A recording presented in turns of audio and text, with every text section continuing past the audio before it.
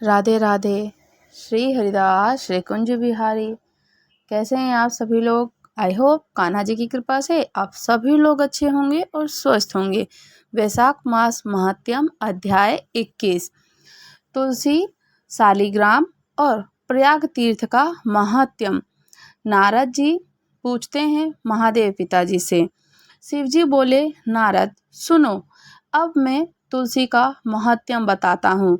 वैशाख मास में जो तुलसी का पूजन करता है और जन्म से लेकर मृत्यु तक पाप से छुटकारा पा जाता है।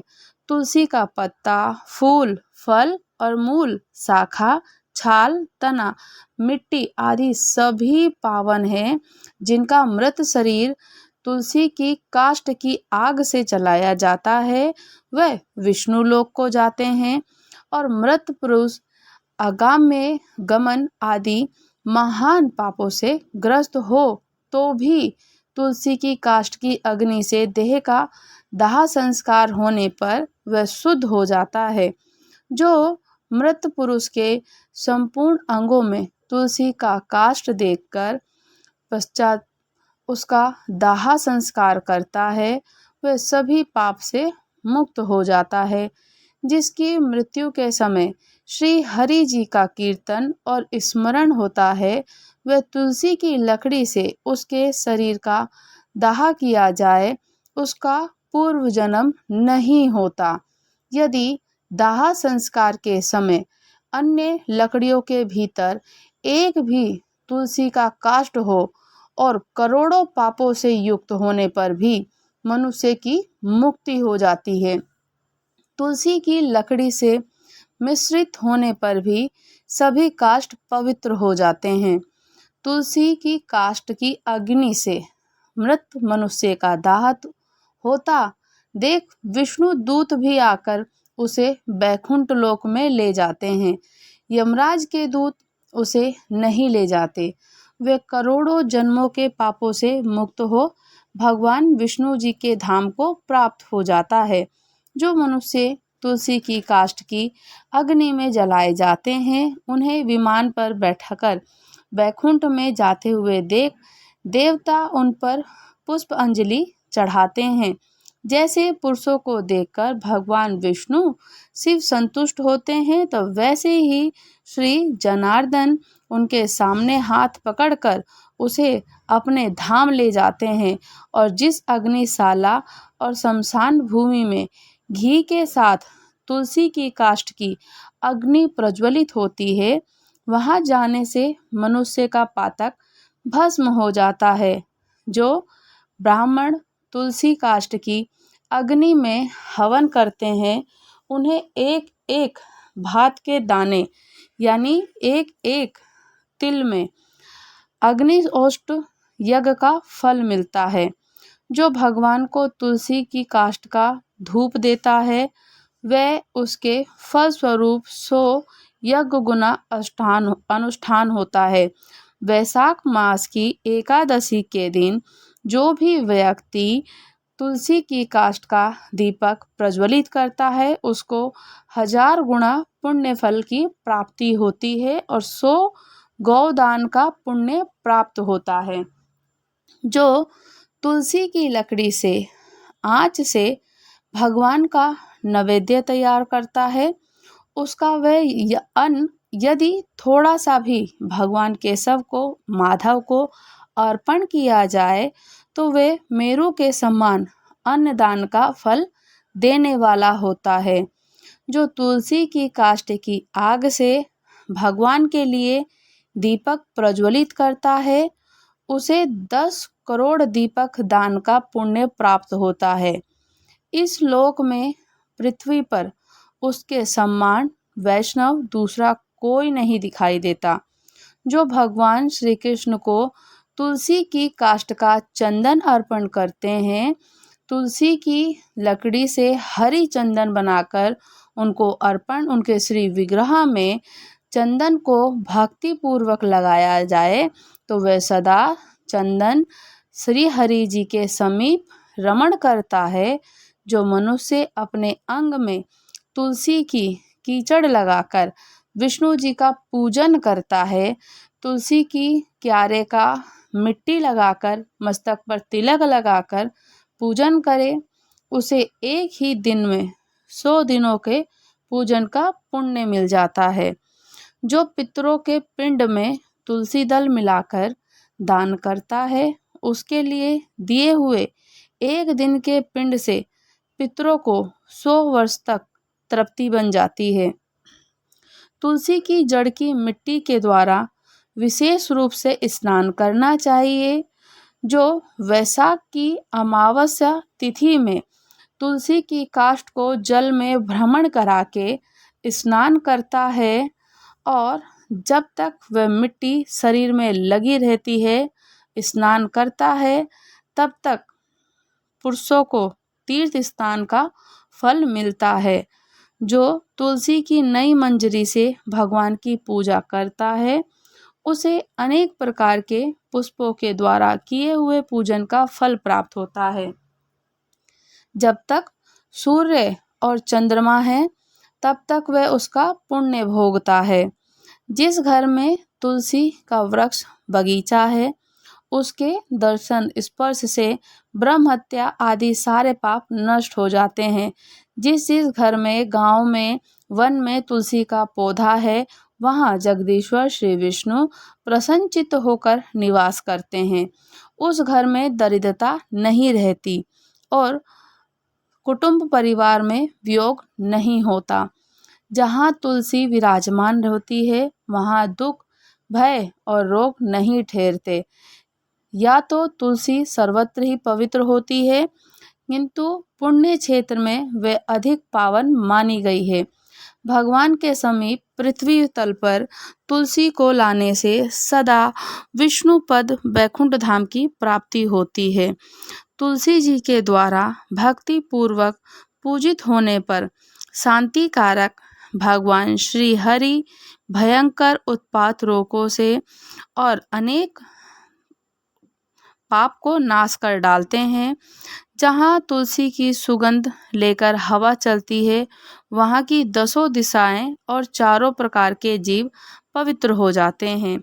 हे मुनि श्रेष्ठ, जिस घर में तुलसी के मूल की मिट्टी मौजूद है, वहाँ संपूर्ण देवता कल्याणमय भगवान श्री हरि सर्वदा स्थित रहते हैं। वैशाख मास में माधव और केशव का नाम लेकर तुलसी दल अर्पित करना ठाकुर जी को बहुत बहुत प्रिय है। तुलसी वन की छाया जहाँ जहाँ जाती है, वहाँ वहाँ पितरों की तृप्ति के लिए तर्पण करना चाहिए। जहाँ तुलसी का समुदाय पड़ा हो, वहाँ किया हुआ पिंडदान पितरों के लिए अक्षय होता है। तुलसी को जड़ में ब्रह्मा, मध्य भाग में भगवान विष्णु और मंजरी में श्री रुद्रदेव का निवास होता है। तुलसी की जड़ में सदा सदा ब्रह्मा जी निवास करते हैं, मध्य भाग में विष्णु जी निवास करते हैं और मंजरी में महादेव पिताजी निवास करते हैं। तो वैशाख मास में महादेव पिता को मंजरी अर्पित करनी चाहिए, इसी से पावन मानी गई है। और शिव मंदिर में यदि तुलसी का वृक्ष लगाया जाए, तो उससे जितने बीज तैयार होते हैं, उतने ही युगों तक मनुष्य स्वर्ग लोक में निवास करता है। जो पावन श्राद्ध के अवसर पर सावन मास में संक्रांति के दिन तुलसी का पौधा लगाता है, उसके लिए वह अत्यंत पुण्यदायिनी होता है। जो प्रतिदिन तुलसी के भगवान की पूजन करता है, तुलसी दल श्री हरि को समर्पित करता है, वह यदि दरिद्र भी हो धनवान हो जाता है, धनवान हो जाता है। तुलसी की मूर्ति संपूर्ण सिद्धियां प्रदान करने वाली होती है। वहाँ श्री कृष्ण जी की कीर्ति प्रदान करती है। जहाँ शालिग्राम की शिला होती है, यहाँ श्री हरि जी का सानिध्य बना ही रहता है। वहाँ किया हुआ स्नान दान काशी से 100 गुना अधिक महत्वशाली शालिग्राम की पूजा से कुरुक्षेत्र, प्रयाग, नेमिष परायण अपेक्ष कोटि गुना पुण्य प्राप्त होता है। जहाँ कहीं शालिग्राममयी मुद्रा हो वहाँ काशी का सारा पुण्य प्राप्त हो जाता है। मनुष्य ब्रह्म हत्या आदि कुछ पाप करता है और वह सब शालिग्राम को पूजा से शीघ्र ही नष्ट हो जाता है। महादेव पिताजी कहते हैं, नारद, अब मैं वेदों में कही हुई प्रयाग तीर्थ की महिमा का वर्णन करूंगा। जो मनुष्य पुण्य कर्म करने वाले हैं वो ही प्रयाग में निवास करते हैं। जहाँ गंगा, यमुना और सरस्वती तीनों नदियों का संगम है, वही तीर्थ प्रवर प्रयाग है। वह देवताओं के लिए भी दुर्लभ है। इसके समान तीर्थ तीनों लोकों में ना कोई है और ना कभी होगा। जैसे ग्रहों में सूर्य और नक्षत्र में चंद्रमा श्रेष्ठ है, उसी प्रकार सब तीर्थों में प्रयाग नामक तीर्थ उत्तम है। जो प्रातः काल प्रयाग में स्नान करता है वह महान पाप से मुक्त हो परम पद को प्राप्त हो जाता है। जो दरिद्रता को दूर करना चाहता हो उसे प्रयाग में जाकर कुछ दान करना चाहिए। जो मनुष्य प्रयाग में जाकर वहाँ स्नान करता है वह धनवान और दीर्घजीवी हो जाता है। वहाँ जाकर मनुष्य अक्षय वट का दर्शन करता है।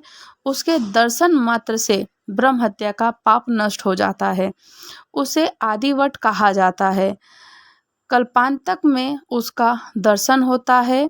उसके पत्र पर भगवान श्री विष्णु जी शयन करते हैं, इसलिए वह अविनाशी माना गया है। विष्णु भक्त मनुष्य प्रयाग में अक्षय वट का पूजन करते हैं और उस वृक्ष में सूत लपेटकर उसकी पूजा करनी चाहिए। वैशाख मास में माधव नाम से प्रसिद्ध भगवान विष्णु नित्य विराजमान रहते हैं और उनका दर्शन अवश्य करना चाहिए। प्रयाग में माधव नाम से प्रसिद्ध भगवान विष्णु वहाँ सदैव सदैव विराजमान रहते हैं और ऐसा करने वाला मनुष्य महापापों से छुटकारा पा जाता है। देवता, ऋषि और मनुष्य सभी वहाँ अपने अपने योग्य स्थान का आश्रय लेकर नित्य निवास करते हैं। गौ हत्यारा, चांडाल, दुष्ट, दूषित हृदय, बालघाती, अज्ञानी मनुष्य भी यदि वहाँ मृत्यु को प्राप्त होता है तो चतुर्भुज रूप धारण करके सदा ही वैकुंठ धाम में निवास करता है।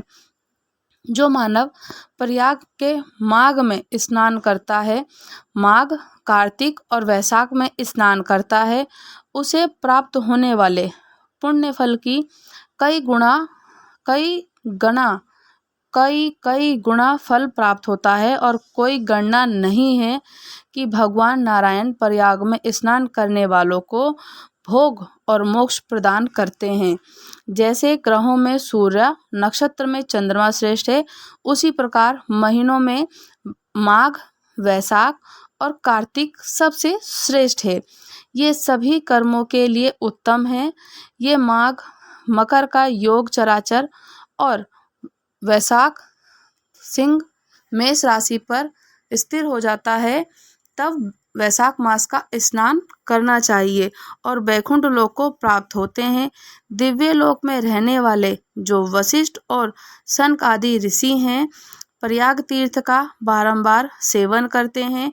विष्णु, रुद्र, इंद्र भी तीर्थ पर प्रयाग में निवास करते हैं और दान नियमों का पालन प्रशंसा होती है और वह स्नान जलपान करके पूर्व जन्म नहीं होता है। वैशाख में किसी भी तीर्थ स्थल में जाकर स्नान अवश्य करना चाहिए। प्रयाग तीर्थों में सबसे बड़ा तीर्थ है, तो वहाँ स्नान करने से पुण्यफल, अक्षय पुण्यफल की प्राप्ति होती है। वैशाख में जो भी व्यक्ति तीर्थों पे स्नान करता है उसको कोटि कोटि गुणा पुण्यफल की प्राप्ति होती है। त्रिरात्र तुलसी व्रत की विधि और महिमा। नारद जी बोले, भगवान, आपकी कृपा से मैंने तुलसी के महात्म्य का श्रवण किया। अब त्रिरात्र तुलसी का व्रत का वर्णन कीजिए। महादेव पिताजी ने कहा, तुम बड़े बुद्धिमान हो। ये व्रत बहुत पुराना है। इसका श्रवण करके मनुष्य निश्चय ही सब पापों से मुक्त हो जाता है। नारद, व्रत करने वाला पुरुष कार्तिक शुक्ल पक्ष की नवमी तिथि और नियम ग्रहण कर ले और इसी प्रकार से वैशाख की हुई शुक्ल पक्षमी को नवमी में किया हुआ व्रत का उद्देश्य व सोच स्नान से शुद्ध होकर मन को संयम में रखते हुए प्रतिदिन रात को नियम पूर्वक तुलसी वन के समीप शयन करे। मध्यकाल में नदी आदि के निर्मल जल में स्नान करके विधि पूर्वक देवताओं और पितरों का तर्पण करे। इस व्रत में पूजा के लिए लक्ष्मी श्री विष्णु जी को स्वर्णमयी प्रतिमा बनवानी चाहिए। उनके लिए 2 वस्त्र भी तैयार कर लेना चाहिए। वस्त्र पीत और श्वेत वर्ण के हों। व्रत के आरंभ में विधि पूर्वक नवग्रह शांति कराएं। उसके बाद चरु पकाकर उसके द्वारा श्री विष्णु जी की देवता के प्रति के लिए हवन करें और द्वादशी के दिन देव देवेश्वर भगवान यत्न पूर्वक पूजा करके विधि के अनुसार कलश की स्थापना करें। कलश शुद्ध हो और फूटा टूटा ना हो। उसमें पंचरत्न पंचपल्लव औषधि पड़ी हो। कलश के ऊपर एक पात्र रखें और उसके भीतर लक्ष्मी जी के साथ भगवान विष्णु जी की प्रतिमा विराजमान करें। फिर वैदिक पौराणिक मंत्रों का उच्चारण करते हुए तुलसी के वृक्ष के मूल में भगवान की प्रतिमा की स्थापना करें। तुलसी की वाटिका को केवल जल से सींचें। देवादिदेव जगत गुरु भगवान को पंचामृत से माधव को स्नान कराएं और इस प्रकार से स्नान कराने से पुण्य फल की प्राप्ति होती है। वैशाख मास में माधव को पंचतंत्र से और पंचरत्न से स्नान अवश्य कराना चाहिए।